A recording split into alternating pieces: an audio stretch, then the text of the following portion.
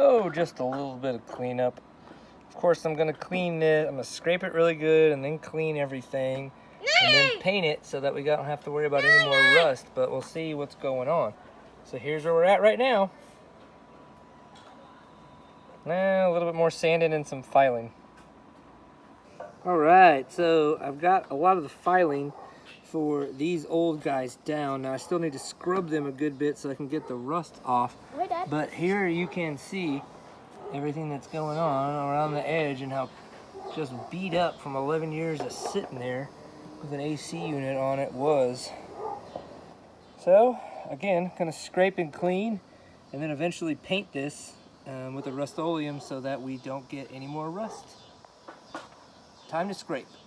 So I got into the habit of cleaning all this so that I could continue to sand and clean and make sure that all the rust is gone as much as possible so that I can then paint all that. And then I was like, you know what? I might as well get the rest of it. So this is a clean side here, looking good. And then that is, God only knows how many years of gook on the top there. So I keep cleaning, but you can tell here too, lots of rust in the channel. So of course, gonna sand that and do a little bit of Rust-Oleum there. Yay! This is the top of the van, so I don't care about matching the paint that much. Oh yeah, that is one clean roof. Again, I come in tomorrow, do a little bit of sanding, and then make my piece to go inside there, the wood piece to hold the fan on, and then use Adventure Wagon's 3M strips from their fan kit to seal it all up, see how it works. Fingers crossed. Sanded, and the first coat of Rust-Oleum paint on there. I'm gonna do another coat just to be safe, but that looks pretty darn good. Now granted, the aluminum is still kind of, or the sheet metal is still kind of beat up, but that's just from 11 years and driving like an idiot and catching the AC unit in a parking garage. So one day, I think we'll remember how tall these things actually are. We'll see. Okay, now to let this dry and to clean up some of the other rust spots and give it a paint so that we can create the wood bracket and install the fan. Yep, now what you see there is the marking for where I'm going to cut out for the fan. So I'm going to get the fan and make sure we're good to go and see what happens here. Okay, you see those X's? I was wrong. I had to make sure I measured again, right? Measured twice, cut once.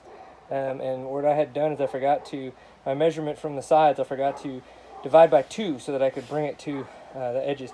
So now we've got the 13 7/8 all the way across here and then from front to rear. So at least now we've got a square to put the fan in. Now we'll see how well it fits before I give it a cut. Again, maybe measure 3 times, cut once.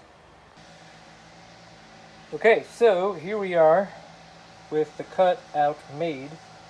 Perfect for the fan. Well, you know, it's kind of perfect. I did the best job I could, which I think wasn't horrible, but at the same time, it is what it is. So it's great because the wood piece here is really just to mount it to the van, and then we're going to use the 3M awesome crazy strips that they have for all the waterproofing up top, so we're not going to have to get all crazy with a bunch of caulk and all kinds of other roof material. Yeah, so I guess here we go, continuing onward. Yummy!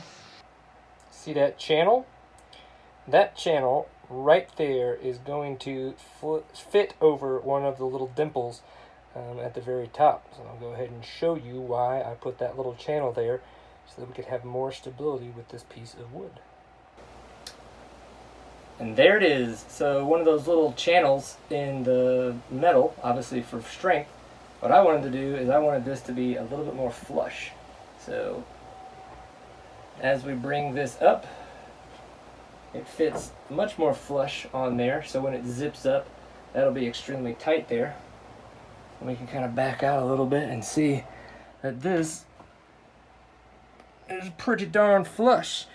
Now, you may be wondering, Brian, that may not be enough. I mean, like, I'm going to show you why it's plenty enough to just mount the fan, because all of the waterproofing is going to go on top with the 3M extremely crazy tape. Hi. What are we doing? Well, we're screwing this under here and then putting a fan on top. Holler! Alright, step one, we've got 4 screws in the side. I'm gonna drill and get the rest of them in there, and then get the 3M tape around the outside, and then we should be sealed up and ready to go.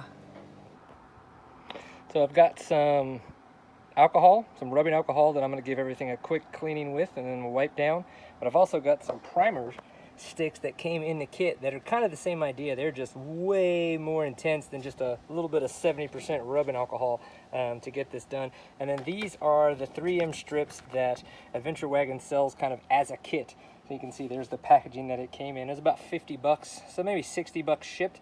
But just to get a whole roll of this is like $80, and I don't need that much. So yeah, it's a little expensive, but for how well it should work, it's worth it. And then just appreciate those guys for the research they've been doing and what's going to happen. So I'll start in the back, then do the sides, and then do the front, so that it works kind of like shingles on a roof, so that as rain comes towards the back of the van, it kind of rolls, it continues to roll and can't get caught in any seams.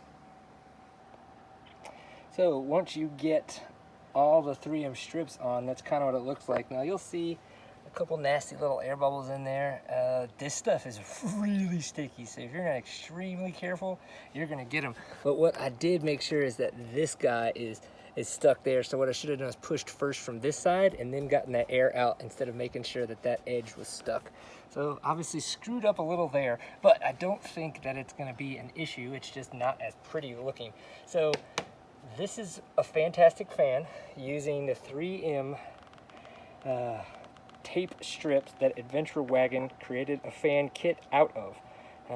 I think it's a great way to install it, and it obviously takes a lot of the headache out of using caulk and a lot of the other stuff that comes. Now, truth be told, I just installed it. I haven't used it yet. I haven't made sure that I didn't screw anything up and that we don't have any leaks.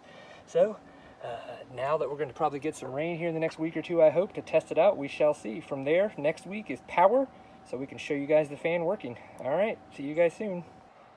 One more look at the underneath. Now remember, if you guys have any questions, please ask them in the comments. I can link you guys to anything you'd like. There will be quite a few links in the description to get you guys the stuff that Adventure Wagon sells, or any other videos that were helpful, because there were a couple from Adventure Wagon that I did enjoy. And I also wanted to show you guys, I made a little spot for my wires, so just in case, probably put a nice little piece of metal pole over that, so just in case for some reason if I'm sticking something into the ceiling I don't catch that. But yeah, so next is going to be my fuse box and hooking up the batteries and getting this stuff going. So thanks again. Hope you guys are enjoying the Moto Van build. Definitely subscribe if you're looking forward to more to it. Ask questions and give this bad boy a thumbs up. All right, bye.